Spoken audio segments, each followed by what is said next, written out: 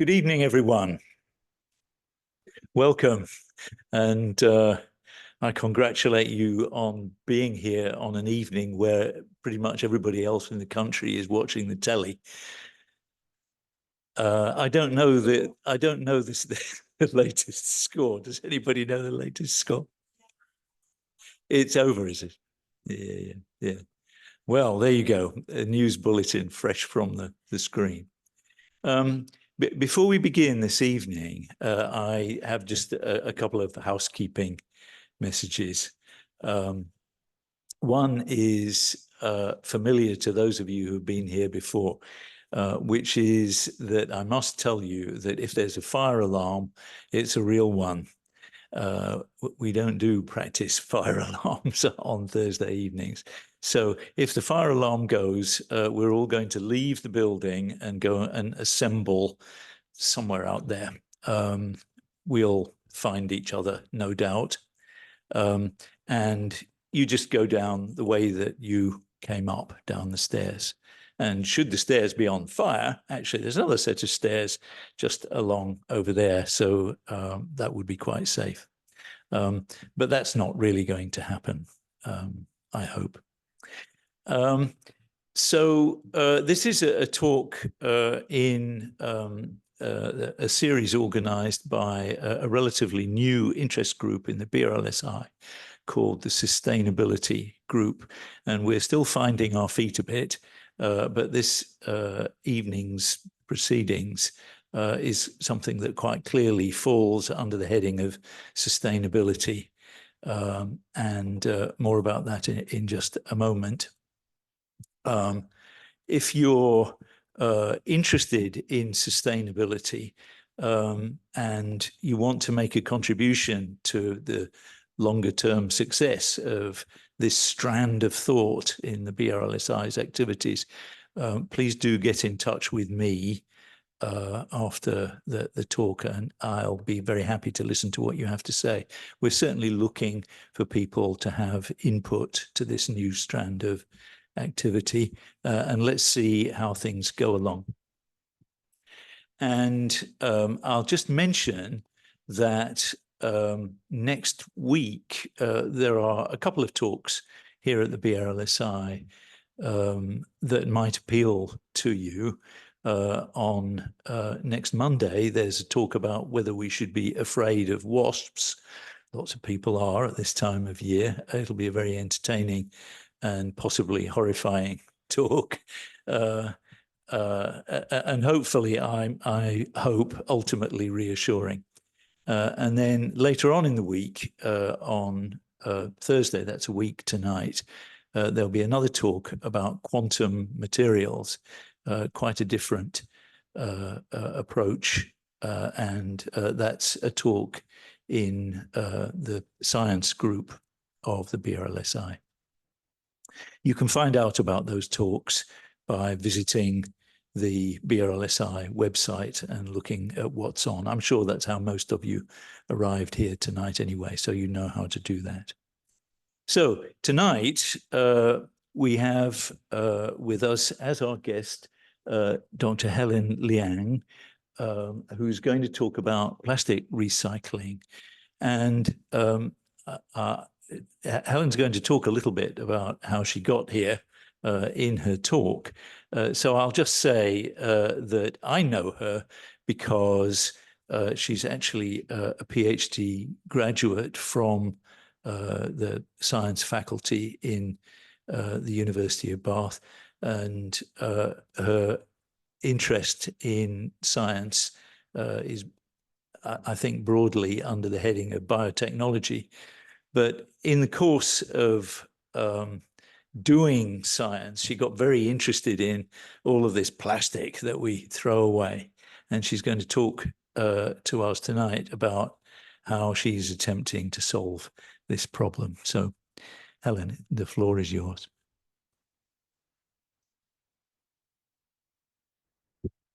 Thank you for the introduction. So I'm Helen, the CTO of LabCycle. So before I start, just want to know my audience a little bit better. So I recognize a few of you. But then just want to know how many of you are from a science or engineering background? Please raise your hand if you are. Quite a few. How many of you are interested in sustainability? All of you, perfect. How many of you found that you are really keen on plastic recycling, but found it really confusing? Good. How many of you found that plastic recycling is confusing because you don't know how to segregate or sort it properly? Thank you.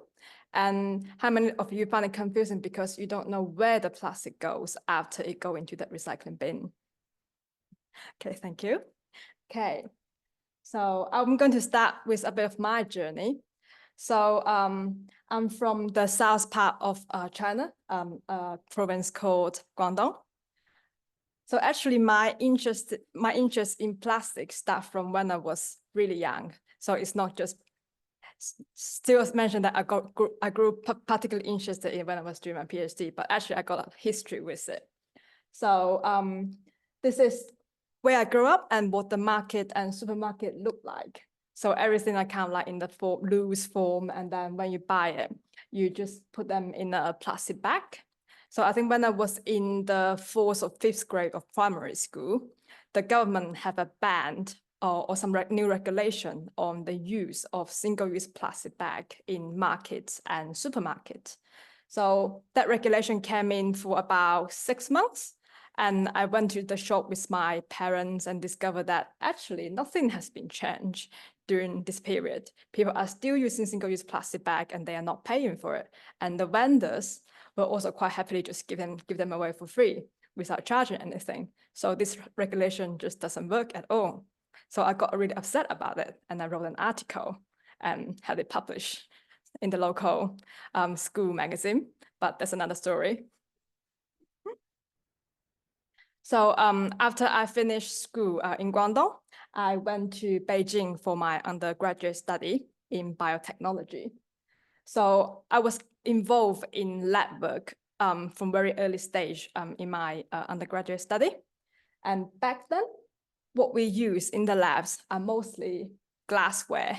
So glass, petri dishes, test tubes, or flasks. So as undergrad students, we were responsible for all the rinsing, washing, drying of the plasticware in the lab for the postgraduate students and PhD. It was quite labor intensive, but it's quite probably a more sustainable sustainable use of resources back then.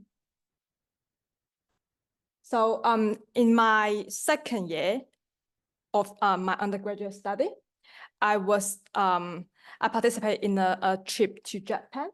So it was a trip that organized by the some local society in Japan and society in Beijing to enhance the friendship between the two countries and also just improve the communication between the two countries.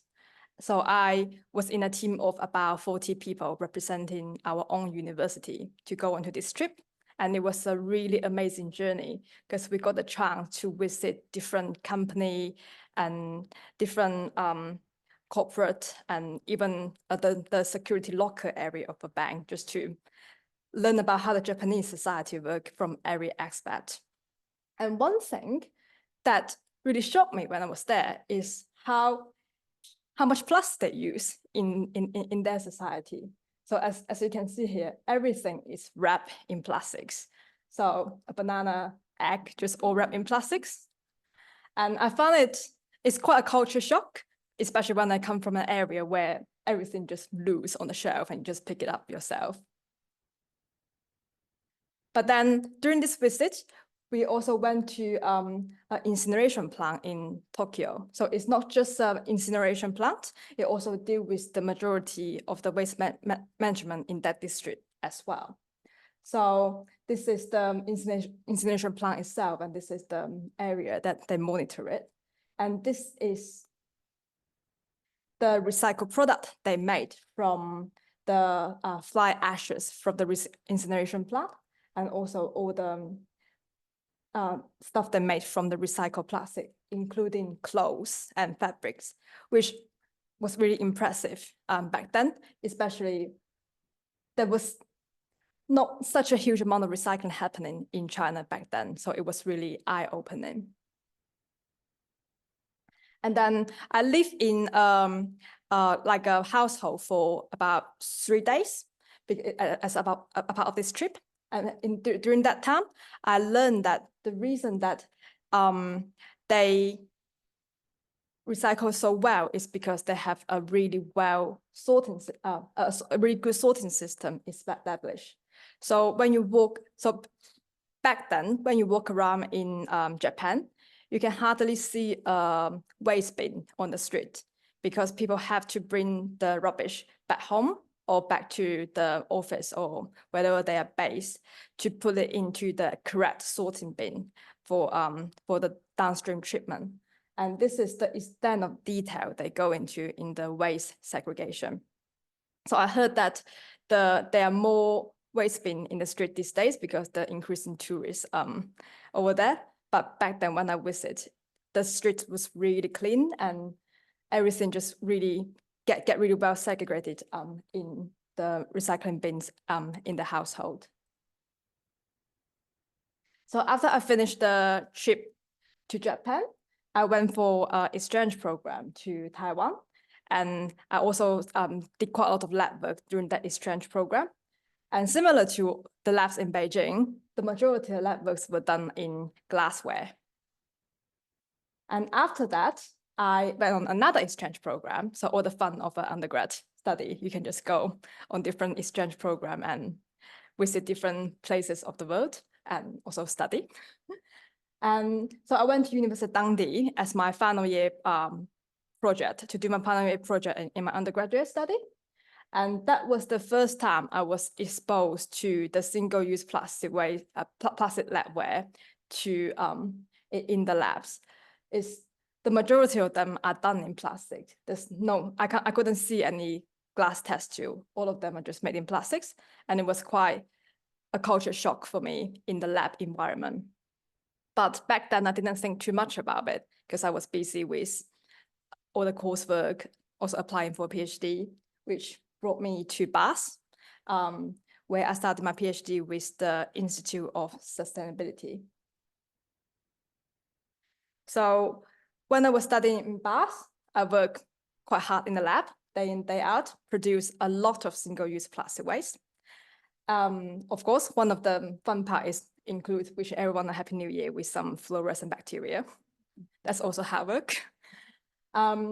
So I think the center that I study in is really multidisciplinary. So my background is microbiology and biotechnology, but the center I study in is like a melting pot of all sustainability related subjects, such as energy, wastewater treatment, recycling, bioplastics, all sorts of things. And then also they spice it up with some entrepreneurship. I think all of these elements result in the later foundation of LabCycle. And I will talk about it a bit about it later. So before I start talking about recycling, I think it's quite important to emphasize this waste hierarchy. So before recycling, there are 2 layers. One is prevention, one is reuse. So before we need to actually protect the resource from the start. So for example, when we go to the supermarket, instead of buying a plastic bag, we should just use our reusable bags instead. So prevent the start of this waste stream. And if we have to buy a plastic bag, we need to reuse it for multiple times until it's ripped, and then we can recycle it. And sometimes when recycling is not available in your local council, then we can consider about recovery, which means waste to energy or incineration. And in the end, disposal means landfills. So it's really important to actually prevent and reuse before we go into recycling. And recycling is not the first choice, but it's something that we will consider when we are trying to make the best use of our finite resource. So how many of you seen this butterfly diagram from the Ellen MacArthur's foundation before? So essentially this diagram is about circular economy. So this side is our finite resource, such as plastics. And there are different stages that we can prevent, reuse these resources. And then in the end, we recycle it. But the main purpose of this is to actually contain everything within the supply chain, and also just make sure that our finite resources can be maintained and retained in this system again. And also with regards to recycling, there are many different ways of recycling. So one thing is called downcycling. So for example, if we have a food grade plastic bottle or food grade food container, but then it gets turned into a bench in a park, then it cannot be turned back into food grade material again. So this is downcycling, because it's somehow retained within the system, but not in the form that what it's meant to be. And recycling means that something can be used for its intended purpose. So it's food grade, it go back to a food grade. And if something used for, say, a PVC for the pipes or the drainage system, it can be used, go into, be repurposed again into a pipe. And upcycling, it means that you can go creative and turn a bottle into a pair of earring or some artistic product, and you can actually sell it for higher value. So it's upcycling. And so where we are with plastics at the moment. So as you can see, this is the projection of the plastic production globally. So over 390 million tons of plastic product is produced in 2021. And it's projected to increase by 3 or 4 times by 2050. And I think this number actually excludes some plastic products, such as fabrics as well. And among all these plastic products we made, only 8.3% of them are made from recycled plastics. And only 1.5% of them are made from bio-based polymers. And about 40% of these plastic products are thrown away within a month after its production. So think about all the food packagings, or later on I will talk about like consumables, just all these single-use products which are designed for use only one time and then get thrown away. And so consistent with this data, about 3% of this plastic product made from recycle. Only 9% of the plastic product was recycled worldwide in 2019, and majority of them were landfilled or incinerated. So as you can see in this projection, the proportion of recycled material and will increase over time, but still landfill incineration would still dominate the market if we let it keep going as what it is nowadays. And some of you might have questioned that, yes, plastic is a resource, but how on earth it contributes to climate change? So if you look at this diagram, the majority of the greenhouse gas emission, which is the contributor of climate change, actually was generated at the production stage of fuel extraction to resin production of the plastic. So it accounts for 61% of the greenhouse gas in these plastics. And the rest of 30% would be the whole manufacturing process. So you turn a plastic resin into specific type of products, and also during the logistic and transport, it will produce greenhouse gas emission. And the rest of 9% will be the disposal of these plastics through landfills or incineration. And if we want to meet the budget 1.5 degree temperature rise budget by we want to control the temperature rise below 1.5 degrees by 2050, then this is our total greenhouse gas budget, while plastic production actually account for 10 to 13% of this budget. So it's a really significant amount. But say if we manage to eliminate or minimize the production of plastics from fossil fuel, then we can actually cut a big chunk out of this budget. So talking about, so as we just saw earlier, landfills and incineration account for about 9% of the greenhouse gas emission of the plastic life cycle. And many people might think that incineration, by incineration, you can generate energy. But actually, the energy efficiency of burning plastic or burning waste isn't very high. So it compared with solar or wind generation, burning incineration isn't really efficient. And also it will emit toxic gas and also CO2. So it's not a really sustainable way to deal with the plastics. And during landfill process, it will compete with the land use and also produce greenhouse gas. And if the landfill site is not managed properly, it might contaminate the water source as well. By recycling the plastics, we can conserve the finite resource, as we can see in that circular economy butterfly model earlier. And it can save energy, reduce landfills, and minimize the CO2 production through landfills and incineration. And very importantly, it will also create green jobs. So many people are really keen on sustainability, and they're actually looking for opportunity working in the greener industry. And by actually developing the recycling industry, you will create more job opportunity for those who want to make a difference to climate change.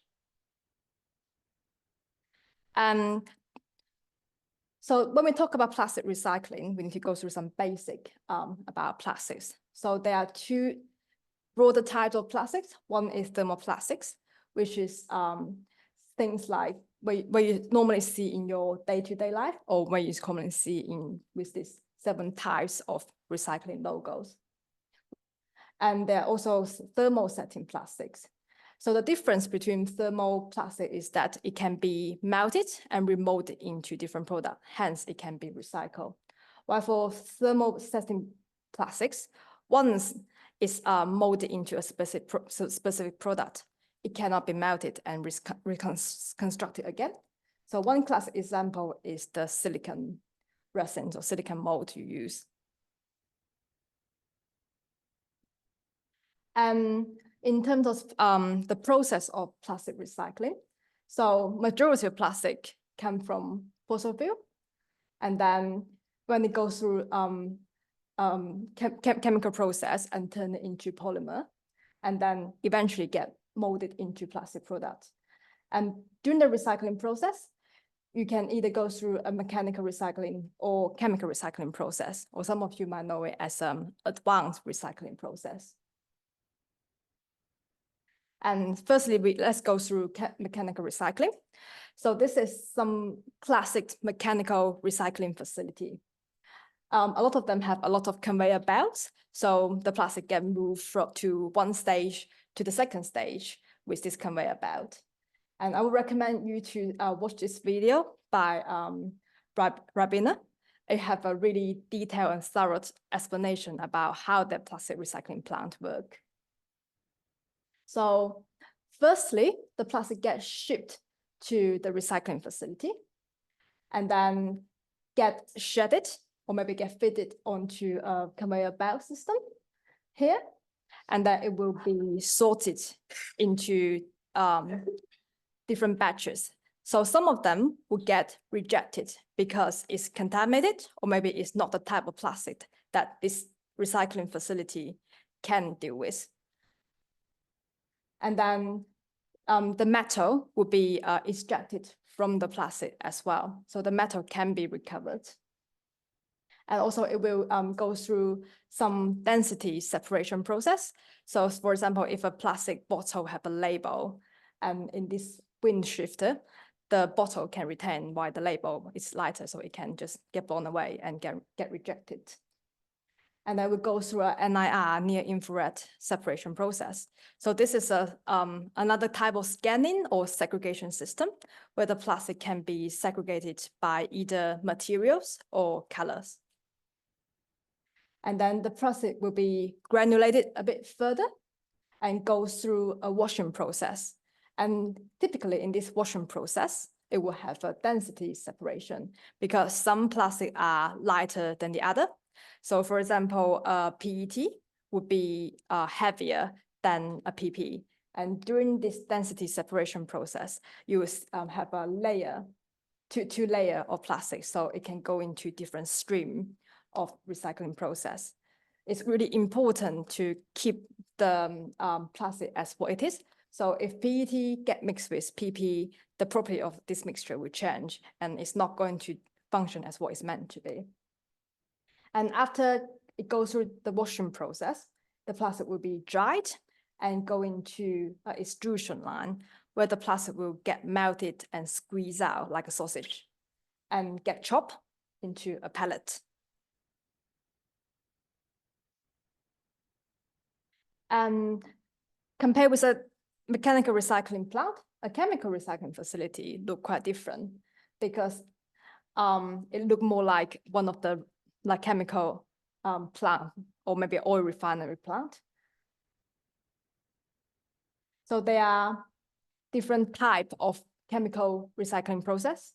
The most common one might be, or the one that you hear more of might be a pyrolysis these days. So it's a heat cracking process to turn the plastic back to a feedstock. They call it pyrolysis oil. So this oil can be used as a fuel, or it can be used to extract the monomers again. So the chemical recycling process typically needs collaboration with the oil and gas industry. So once you turn the plastic into a sticky blend of material, you need to work with them to extract the monomer again and turn it into a polymer. But the advantage of chemical recycling is that because you turn the plastic into a raw material and then build it again. So it's just like you somehow turn a brownie into all the initial ingredient that you make to make the brownie mix, your flour, your cocoa powder, your sugar, everything just go back to its initial stage. So you can get a pure product out of it. So with mechanical recycling, you will get some level of degradation and maybe decoloration during the mechanical recycling process, or maybe some of them will have some contamination as well. But with chemical recycling, everything just go back to its virgin stage. So it will be the same as what it looks like after it gets extracted from fossil fuel. And it's quite important to look at the whole life cycles of different treatment process of plastics. So this study compared the environmental impact of chemical recycling, mechanical recycling, and energy recovery, which means incineration. So both mechanical recycling and chemical recycling did significantly better than energy recovery in terms of the environmental impact. But actually, chemical recycling will have a slightly higher footprint compared to mechanical recycling, because as you can imagine, it's a more complex process with more energy input as well. And they're a bit more stepped during this process. So it means that if mechanical recycling is possible, we should prioritize mechanical recycling before we consider chemical recycling. And there are a few challenges in plastic recycling. So the first thing is contamination.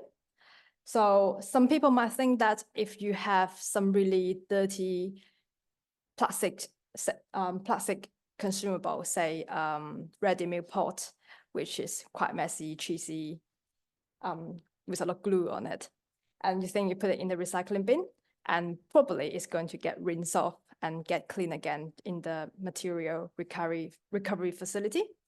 But if the recycler saw a bag of plastic like that, a whole bag of mass, you should just see something like that, it's very likely that they're just going to reject it. It's not going to go through the recycling process because it will cause quite a lot of contamination to the plant if batches of plastic go in like this.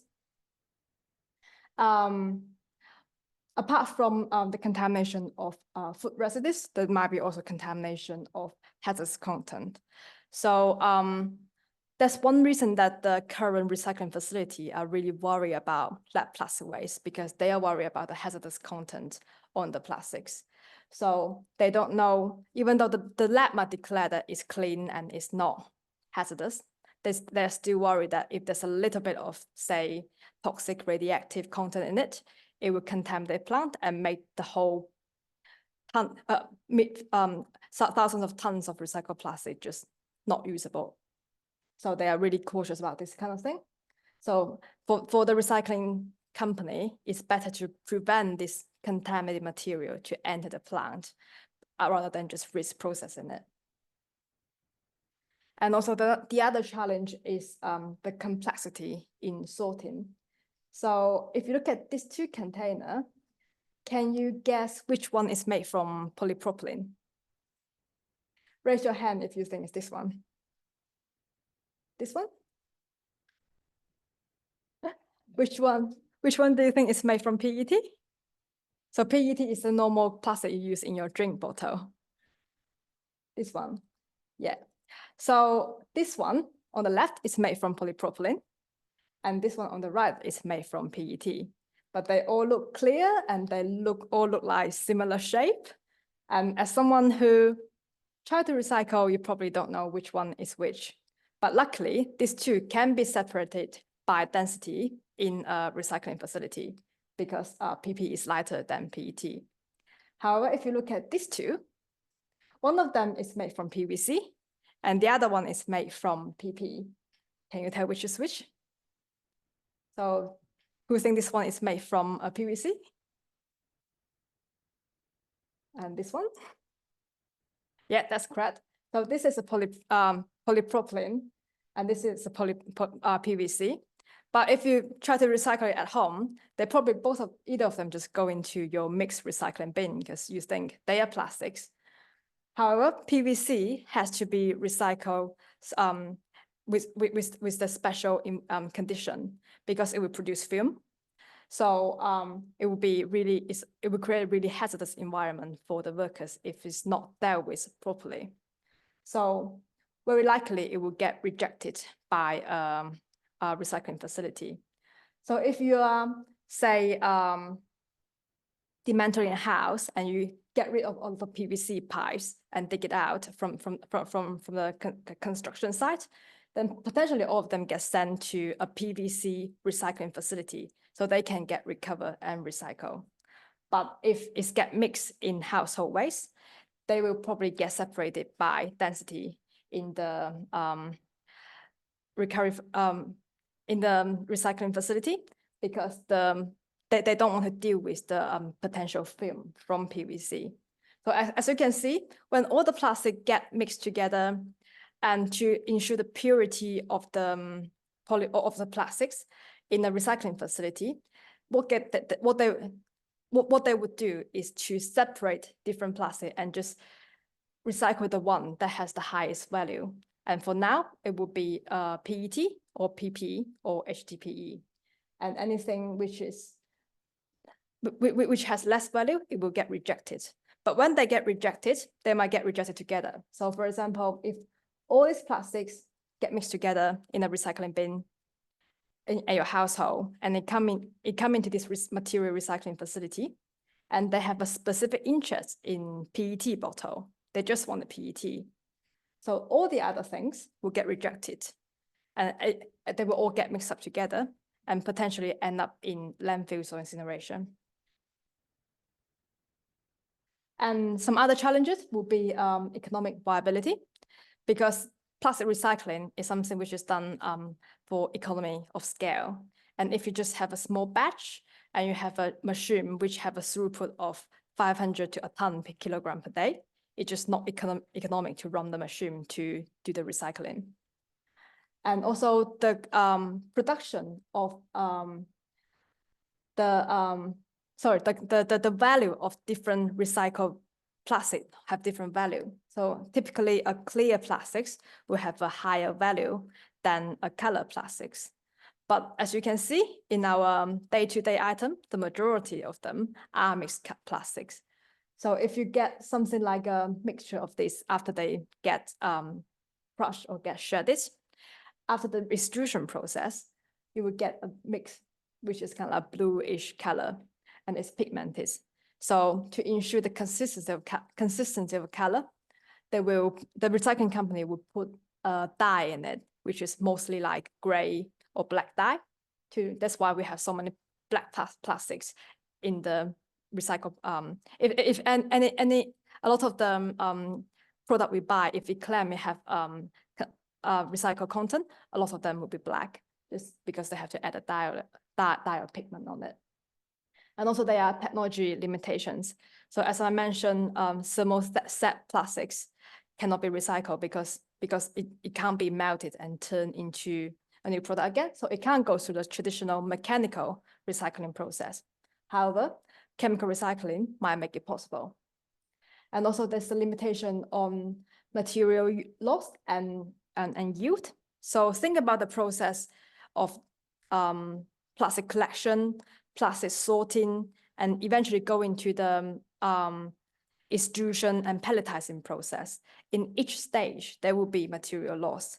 Probably you will lose 20% of material during the collection process, and another 20% into the sorting process, and then another 10% or 5% in the final production or manufacturing process. So there will be a lot of material loss in this as well. And another challenge will be standards and regulation. So if a plastics have to be recycled as a food grade, it must be a food grade plastics. So if you got a shampoo bottle, that can't get recycled into a food grade milk bottle, although both of them are made from HDPE. So there are quite stringent regulation on food grade plastic recycling. And for now, medical grade plastic, using recycled plastic in medical grade product is still a gray area, and they are still exploring whether it's feasible or how to set some standard and regulation in this area. But it's a gray area doesn't mean that it's not feasible. It just means that they need to set proper guidelines to let people or let manufacturers know how to do this properly. And also the recycling of hazardous waste is still something that the health and safety and also the environmental agency is really concerned about, because it's really important to ensure public health and minimize all the risk. So how to deal with hazardous waste recycling is still something that need to be discussed. But then the good news is there's a lot of innovative solutions, which there are a lot of startup company going on to develop recycling technologies. So one advancement is in the sorting. So as you can see here, they are using AI recognition technology to recognize the plastic product by shapes. So it needs a lot of data input. You need to give it, tell it what kind of consumable is made from what kind of plastics, and then train the AI to recognize it. But this technology has been quite advanced, and it can recognize the plastics to a really high accuracy. So they can just go through the camera and using a robot arm to say, okay, this is it looks like a drink bottle, so it must be a PET, and put it into the PET stream. And there's something like this, look like a paper bag, so it will just reject it and throw it aside. So this will actually make the recycling industry a lot less labor intensive. And also the sorting is a lot more accurate, which will ensure the output of the recycled polymer a lot higher grade. And also better product design is also really important to make it possible to create a circular economy for the plastics. So for example, traditionally this drink bottle have a pigment coated on the whole bottle. So it will be recycled as a color plastics and it will be downgraded. But now it just got a plastic film, which can be removed during the mechanical recycling process. And the bottle itself is clear, so it can be used to make a PET bottle once and once again. And recently, I'm not sure whether you noticed or not, in a lot of the drink bottles or maybe your milk container, the lid had to be attached. Because what happened is in a recycling facility, they will have a lot of sieve to sieve through smaller items, smaller particles.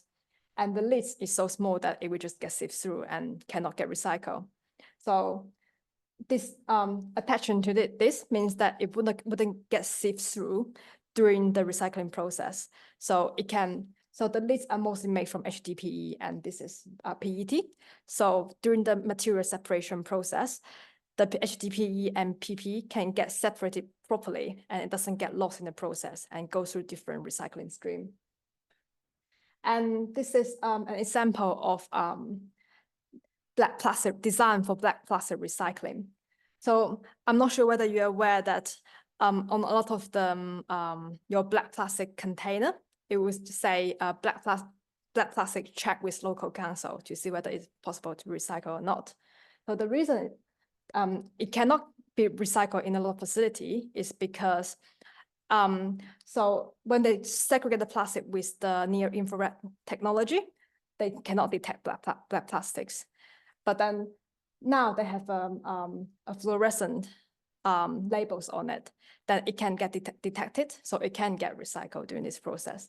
So all of them seems like really small change, but it does make quite a bit difference. And also the development of bio-based or biodegradable plastics are on the rise. But then this is another minefield of different terminology. But just one thing that you need to keep in mind that when they claim that it's biodegradable or bioplastic, it doesn't mean that it's from a natural source. It might be a fossil fuel base, but it's biodegradable. And also biodegradable doesn't mean that it will biodegrade in a natural environment or not in a normal compost environment. It might still need to go into some specific recycling facility to be composted. So some of them will require certain temperature, say up to 70, 80 degree, and some of them will need oxygen. So if a plastic bag end up in the ocean with limited oxygen supply, it's probably just going to stay in the ocean for a long time. And some plastic might degrade naturally in the environment. But the problem is, do you actually want it to degrade naturally in the environment? Because it will actually create a lot of microplastics. So a bag degrade naturally in the environment and get ripped. You just got a lot of small plastic flakes falling around, eventually degrade into microplastic and gets just spread in the environment. So this is something that we need to, it's good to see the advancement of technology, but also I think we need to also have a lot of infrastructure in place to make sure that we don't have, make sure that the negative impact in the future will be minimized. And after I go through the basics or the overview of plastic recycling, I want to just talk a bit about LabCycle and use this as a case study, and hopefully can trigger some of your thought in the plastic recycling.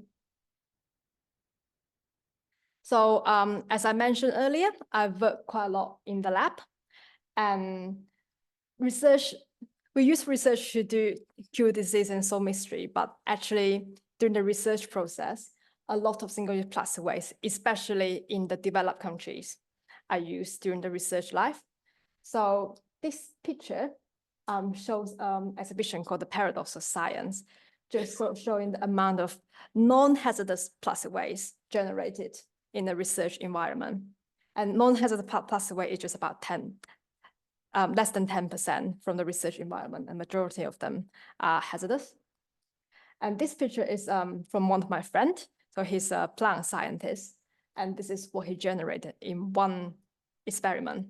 It's like a few hours of work, and this is what he generates. So and also if you think about the plastic tubes you saw in your COVID test kit, so those little tubes like this, people who work in the lab generate hundreds of them in a week. They just all get landfills or incinerated. So when I was working in the lab, people actually feel like it's something that needs to be solved. People keep asking, why can't this plastic be recycled? And it's actually quite ironic that we are all doing research for sustainability, and we will generate so much plastic waste. And so people just keep asking about this question. And eventually I was like, okay, there should be a solution for it. And I don't think it's not feasible. And that's why we set up LabCycle to find a solution for this. So just give you a bit of context, around the world, only in the biomedical sector, 5.5 million tons of single-use plastic waste is generated, which is the equivalent of the annual household plastic waste in the UK. And this is just the biomedical sector. If you think about other sectors like the food and drink, testing facility, the fragrance industry, the chemical industry, all of them will have the research facility, which will generate single-use plastics. And 99% of this plastic is currently being landfilled or incineration because they are considered as hazardous waste. And as I mentioned earlier, recycling companies are really cautious or worried about hazardous content in the recycled plastic. So they don't want to recycle any of them. And they don't have the know-how and technology to decontaminate and enable the recycling either. And that's where LabCycle come in. So what we do in LabCycle is we segregate the plastics at the source in the lab. So we train researchers in the lab to segregate the plastic properly by material. So polystyrene, polypropylene, they all have this specific bin for waste segregation. And then after the bins are filled, they will be collected by our waste management partner and taken to our recycling facility and get decontaminated with our automated decontamination system to remove the biological and chemical hazardous content on the plastics. And then the plastic will get turned into high-grade recycled plastic pellets, and then eventually get turned into lab-grade or medical-grade products again. So we have a whole full circular economy approach for the laboratory plastics. And as I mentioned, as I talked about life cycle analysis earlier, every solution has to consider the overall impact of the environmental impact. And with what we do at LabCycle, the decontamination solution would have 93% energy saving compared to the traditional decontamination process, which is autoclave. It uses high temperature and high pressure and a high water consumption to decontaminate the plastics. But in the meantime, the plastic will be degraded during this treatment because if it's really hot, high pressure, it's going to melt and not going to be happy. So we have 75% water consumption reduction compared with autoclave. And then compared with sending this plastic to landfills or incineration, the carbon saving is more than 90%.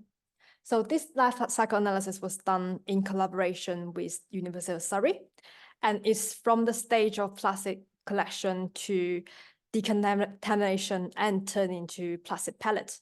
So it didn't account for the process where we turn the plastic pellet into a product. And this is something that we are going to focus on later on this year as well. And this is some picture of the recycled plastic we have. So this is the recycled pellet we made from recycled polystyrene and PP. And VPS and VPP means the virgin material. So as you can see, compared with the virgin material, it looks very similar, very high grade, because we have a high grade waste feedstock from the lab. And also we ensure that the recycling process is done properly to maintain its property. And this is the recycled PC and PET in the lab. So the majority of the plastic in the lab are polystyrene and polypropylene. So these two adding together will be about 80% of the plastic waste from the lab. And then the rest of it will be PC, PET, and HDPE, which is something that we will turn into product as well. So this is just a bit of our journey. So LabCycle was registered in 2021, but before 2021, we have been thinking a lot about how to make this happen. So there were stages of market research, technology development as well. But in 2023, we set up our automated decontamination system in a converted greenhouse in the University of Bath. So it's quite a funny story because we were doing some pilot with Department of Life Science in University of Bath in 2022. And it went really well, and they want to continue the pilot, but space was always an issue in the university.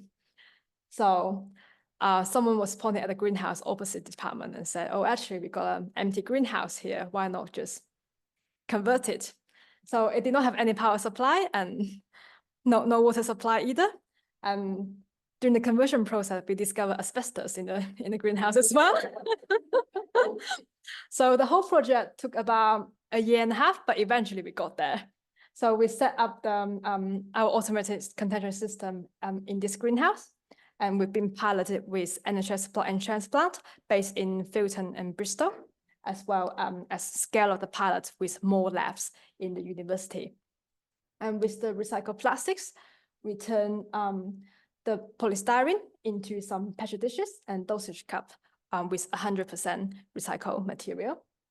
And at the moment, we are also scaling our pilots with organizations from different sectors as well. So it's really exciting time for us. So apart from these two products, we also make some petri dishes from 100% recycled polypropylene, because we realized that this go back to the point of reusing. So some labs actually doesn't need the petri dishes to be sterilized. They just need a base for some kind of reaction or some culture going on. And for them, actually, PP is a less brittle material and it's more durable. So maybe having a recycled petri dish made from PP can make sure can enable them to reuse these petri dishes for many times. And also we make some pots with HDPE just as a proof of concept of what product can be made from it. So in summary, this is how we link circular economy and waste hierarchy. Just think about what I just said in the lab environment. Always think about prevention and reusing before recycling. So prevention means that try to use less consumable in your day-to-day work, which is not always possible for lab scientists because that's just how the experiments are planned. But then if, say, you don't actually need the consumable to be sterilized, say you don't have to use a sterilized tube or a sterile petri dish, then maybe consider prepare this consumable to be reused. And in the end, if we need to, then we go through the recycling process. But we need to just keep the whole circular economy in mind to make sure that we try our best to retain all the resources within the system. Just think about money is our finite resource, and all these resources, such as plastics, are the finite resource to the earth. Once it's gone, it's gone. We have to find a way to, we need to find a way to earn our money, and we also need to find a way to put the resources back to the whole ecosystem of the earth. So how can you get involved? So the easiest thing in your day-to-day life is to actually make sure that the sorting and cleaning of the your plastic products are done properly. So next time when you have a dirty tray with food, maybe think about scraping the food out and give it a quick rinse before you put it into the recycling bin. And also check the recycling load, check if something is recyclable before you put it into the recycling bin. Because say, if a bag of plastic is contaminated with a lot of unnecessary components, then it would get rejected in the material recycling facility. And also, maybe you can consider participate in local recycling programs. So this website have a map of local material recycling initiative or little workshop that actually you can donate your recycled product to. So I think at the moment the map is down, but if you go back later, you can probably see where you are. I know there are a few in Bristol and a few in Southwest.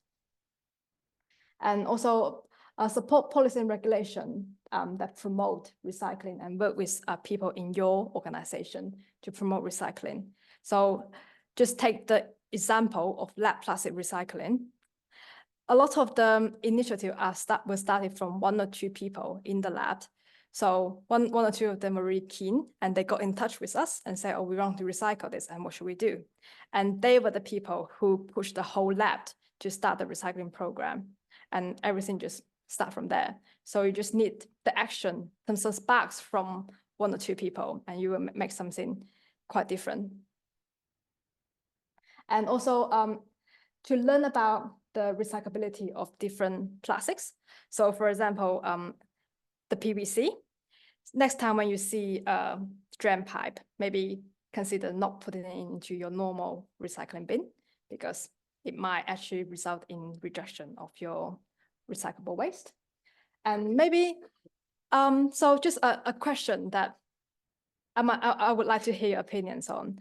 So say in the future, if the government is going to implement a recycling scheme where in the households, instead of having mixed recycling, you have 7 different bins. So you can actually learn about what type of plastic, what type of product is made from what plastic, and you put it into that bin. So for example, if your plastic bottle have 1 PET on it, then you put it in the 1 PET bin. So like for people, for the audience here, how many of you would be keen to do it, or you would think it's too difficult? Thank you. Yeah, that's true. Yeah. Yeah.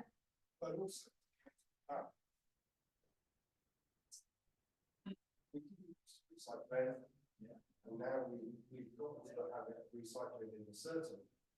Why can't we then get into a habit of recycling in a different, which is the next stage of? That would be great. Yeah.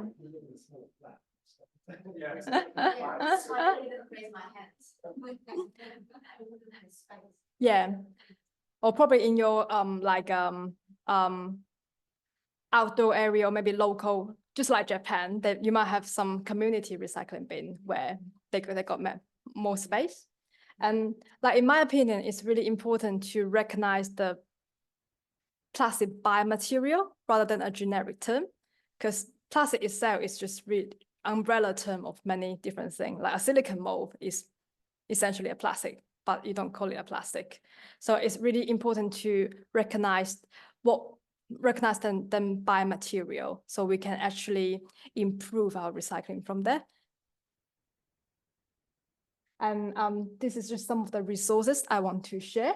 And this one, if you want to learn plastic recycling in a fun way, you can go to see some of the video because they are kind of like a little workshop group of people, and then they do their own recycling from say a milk bottle or milk bottle cap, something like that. And it's quite educational and very interesting to watch. And thank you, and open to the questions.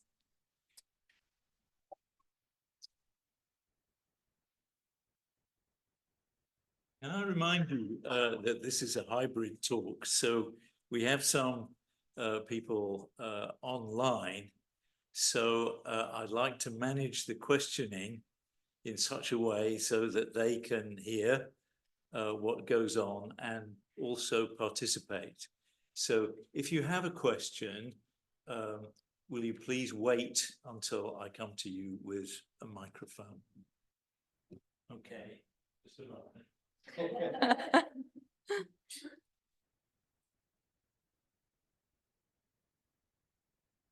Who would you like to go first?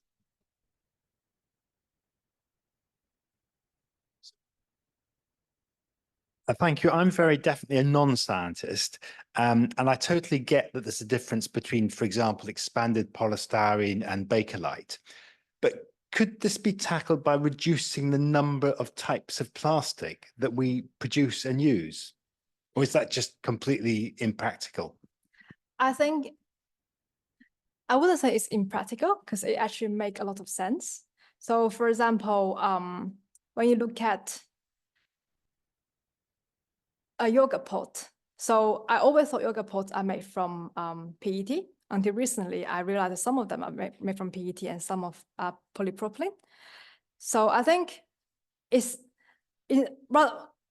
practical to reduce the category, the variety of plastics.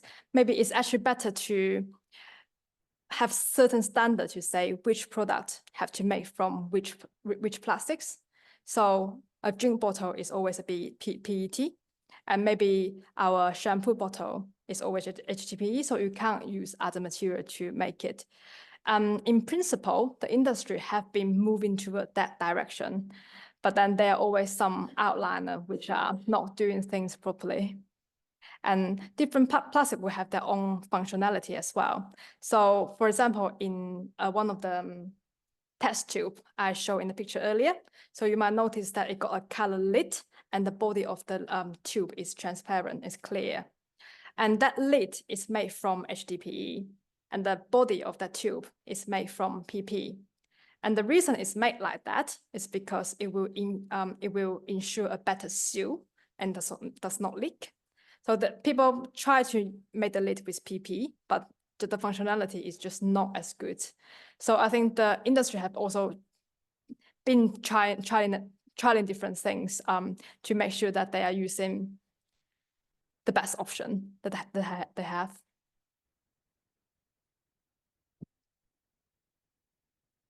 Thank you very much. I sympathize with you. I came from another country where the plastic was not so visible in supermarkets. And it was quite shocking when I came to the UK and I go to supermarket and everything is wrapped in plastic. So, and when it turns to recycling, I was used to recycle most of the plastic in my country and paper, whilst here I actually have difficulties of how is recyclable, what it's not. My question is,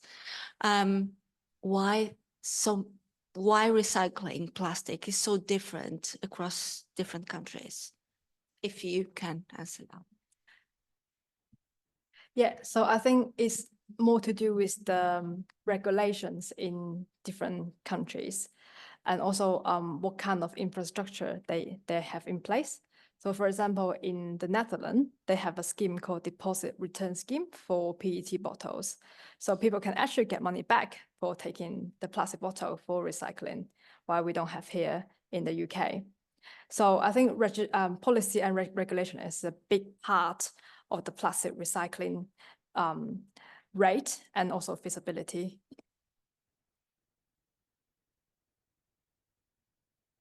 Thanks. Thank you, Helen. I'm curious about the low energy and low water decontamination process, because there must be all sorts of things that could be on the plastic that you're recycling. Yeah, so I know that you are participating in the recycling scheme, and you probably know that you have to empty all the containers before they go into the recycling bin. So that's one way to minimize the contaminant on the plastics. And also during the decontamination process, we will ensure that it's a combination of mechanical and chemical treatment, and it will remove the contaminated content on the surface of plastics. And after that, we will do some material characterization and testing of the product as well, just to make sure that there's no residues on it.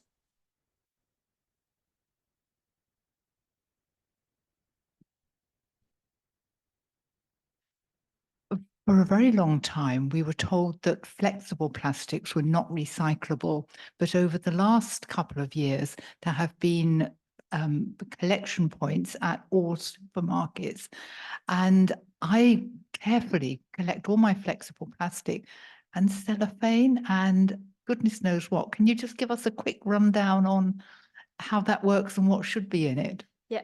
So the flexible plastic recycling is feasible. But the reason it wasn't recycled before is because previously the recycling company just focused on rigid plastic like PET and polypropylene. And when the flexible plastic go into that waste stream, go into the mechanical shredding process, if the shredder is not designed for the process, or the washing process isn't designed for the soft plastic, it might jam the machine and just have to pause the whole recycling line. And that's why they were not recycled back in the past. But now what you can do is, because you got this local collection points, so actually the flexible plastic, which are made from LDPE, can be recycled with all the friends. So they don't mix up with other rigid plastic, they just get recycled together, went through the whole the process, which have machines specifically designed for their recycling. And also this about films. So the difficulty of films is that you might get a lot of contamination on the films, such as you might wrap your food with some cling film and it just get oily and greasy. But now there are also technology being developed using such as things like supercritical CO2, which can actually efficiently remove the contaminant on the plastics.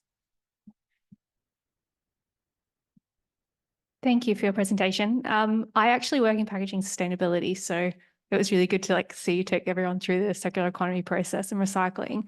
I'm really curious about the LabCycle work, particularly not fully knowing, the mix between the mechanical and the chemical recycling that you're doing.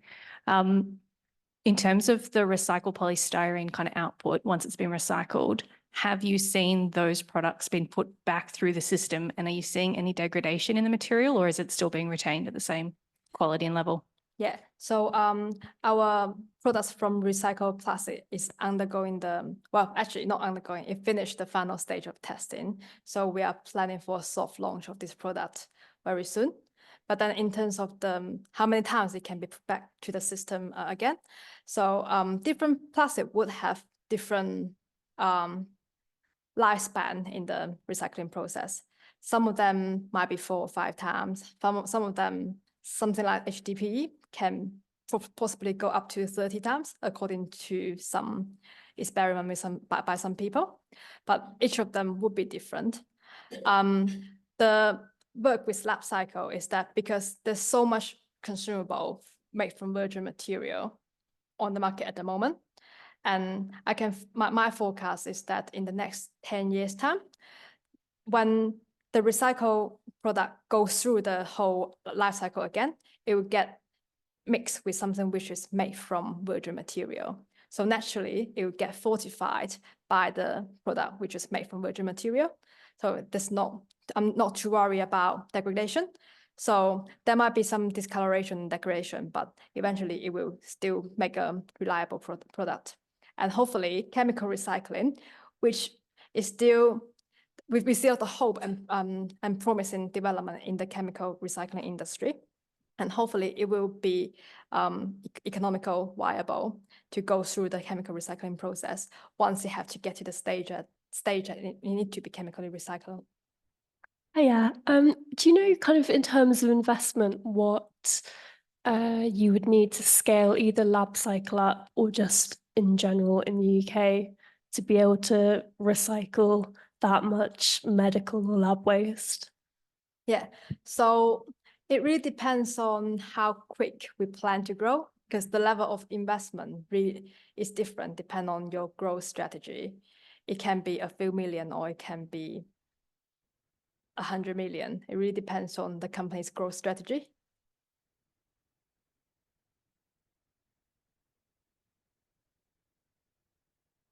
I have a question. You referred several times during your talk to the idea that in designing a recycle system, you have to think carefully about whether the product can eventually be sold at an economic price.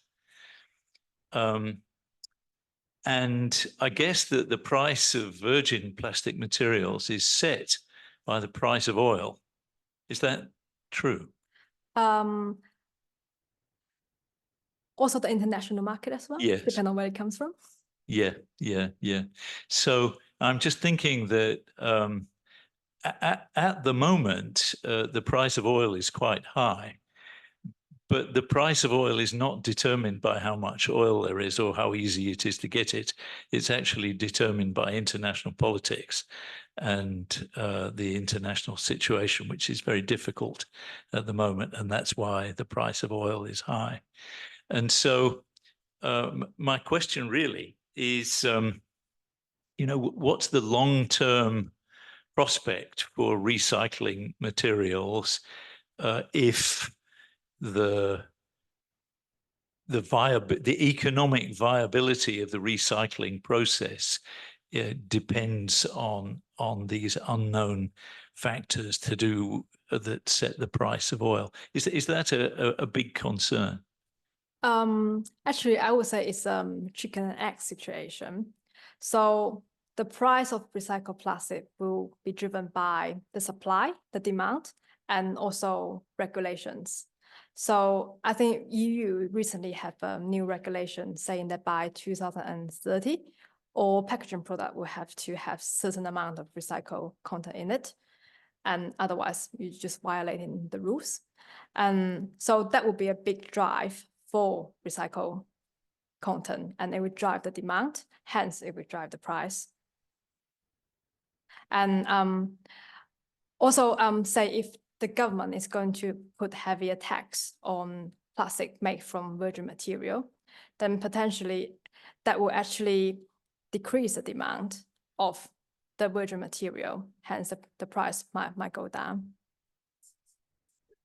Thanks. That's a very penetrating answer. And it's one we hear a great deal when thinking about sustainability, because in the end, what we're talking about is choosing to do this and not that. And that can be very heavily influenced by top-down regulations. And I think that we all need to go away and think a bit about that. It's not very popular for politicians at the moment to say, oh, yes, we're going to make you do this or that. But actually, in the end, it may be the crucial thing. And following up on what I was saying about the price of oil, actually, there's a crucial problem here, which is very rarely addressed in public, which is that as we make progress towards net zero, the demand for fossil fuels must go down because we're choosing to do that. And that means that the price will go down. And that means that the temptation for people to use those products, even though we've collectively decided not to use them, is going to be more and more tempting. And this will be a problem down the line. Probably I won't live long enough to see it, but maybe our children and grandchildren will. It's going to be a very serious problem. Anyway, I think it's probably time to draw things to a close.